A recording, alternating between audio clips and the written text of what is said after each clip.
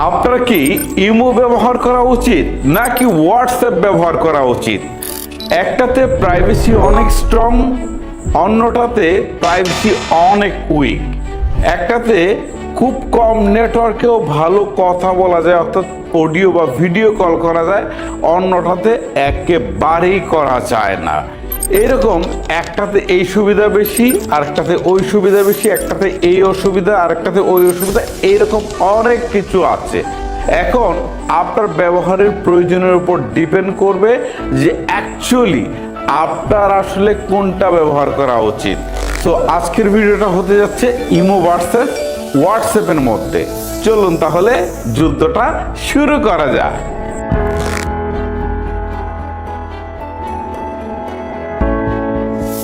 Number ওয়ানের সবচেয়ে important ইস্যুটা নিয়ে কথা বলবো, সেটা হচ্ছে আমাদের মোবাইলের নেটওয়ার্ক যখন কম থাকে বা ব্র্যান্ডউইথ যখন কম আসে, সে অবস্থায় কোনটা দিয়ে আমি ভালোভাবে ভিডিও বা অডিও কল করতে পারবো।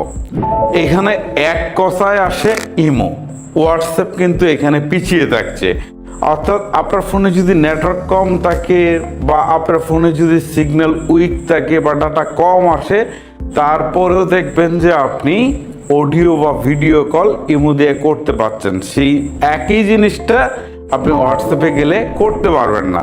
তো আপনার যদি মনে হয় যে আমার অডিও বা ভিডিও কলের প্রায়োরিটি আছে, আমি রিমোট এরিয়াতে থাকি, আমার নেটওয়ার্ক অনেক উইক, সো এই অবস্থায় আমাকে এই দুইটার মধ্যে কোনটা ইউজ করতে হবে, তাহলে আমি আপনাকে মাস্ট বি বলবো ইমো ইউজ করবে।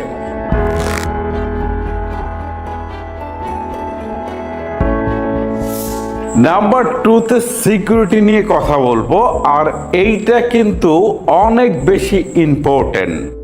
আপনি যদি সিকিউরিটি নিয়ে খুব বেশি ভাবেন, তাহলে আপনাকে মাস্ট বি হোয়াটসঅ্যাপ ইউজ করতে হবে, কারণ হোয়াটসঅ্যাপের সিকিউরিটি একদমই টপ নচ।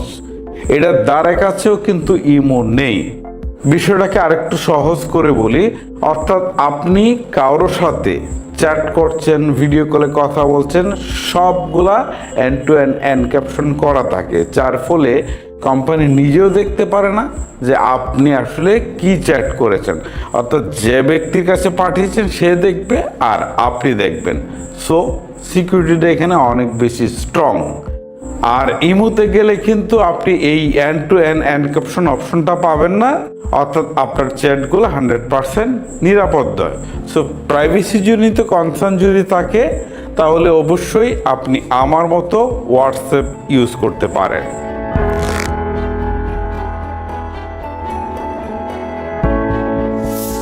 নাম্বার 3, ইমো ব্যবহার করার জন্য বা হোয়াটসঅ্যাপ ব্যবহার করার জন্য কোন ধরনের ডিভাইস পারফেক্ট। আমি যদি বলি, ইমোটা খুবই লাইট ওয়েট একটা অ্যাপস। এইটা সাধারণত মেইন যে ভার্সনটা আছে সেটা সাধারণত 50 MB থেকে 70 MB পর্যন্ত হয়ে থাকে। আর এই যে লাইট যেটা আমি অন করে রেখেছি দেখেন প্লে স্টোরে, এটা মাত্র 13 MB। ঠিক আছে, আপনার ফোনটা যদি অনেক পুরাতনও হয়, মানে র্যাম রম কম বা অনেক পুরাতন, তাহলে কিন্তু ইমোটা আপনি স্মুথলি ইউজ করতে পারবেন, কোনো সমস্যা হবে না। বাট হোয়াটসঅ্যাপটা কিন্তু একটু ভারী। হোয়াটসঅ্যাপের কিন্তু লাইট ভার্সন নেই, আর যেটা আছে সেটা মিনিমাম 80 MB থেকে এটা 130 MB বা তার বেশি কিন্তু হয়ে থাকে। সো আপনার ডিভাইস যদি দুর্বল হয়, আপনি যদি মনে করেন যে না আমি ফোনের উপর খুব বেশি প্রেশার দেব না, তাহলে আপনি এই ইমোটা ইউজ করতে পারেন।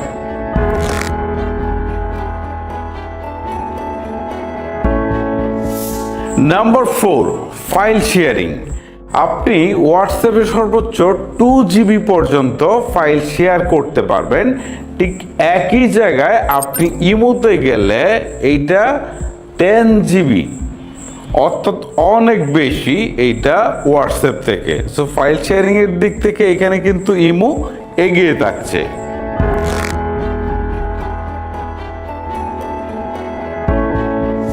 নাম্বার 5-এ বিজ্ঞাপন নিয়ে কথা বলছি।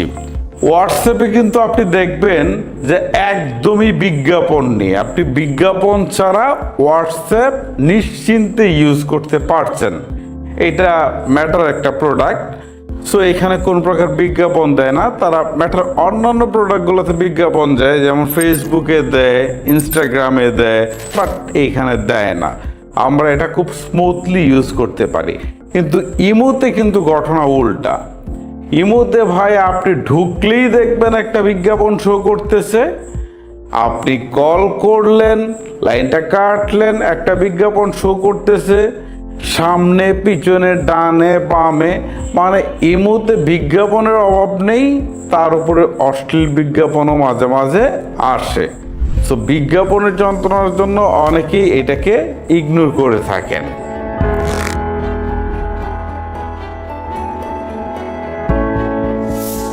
নাম্বার 6 ইন্টারফেস নিয়ে কথা বলবো। হোয়াটসঅ্যাপের ইন্টারফেসটা কিন্তু খুব সহজ সরল, খুব সহজে ইউজ করতে পারে যে কেউ, কিন্তু ইমোর ইন্টারফেসটা কিন্তু একটু কমপ্লেক্সিটি, হয়তো যে কেউ সহজে ইউজ করতে পারবে না, আবার অনেক সময় দেখা গেল যে এইদিকে ওদিকেও চলে যায়, ইমোর অপশন বেশি। সো আপনি যদি ইন্টারফেসের কথা চিন্তা করেন তাহলে এইখানে কিন্তু হোয়াটসঅ্যাপ এগিয়ে থাকছে।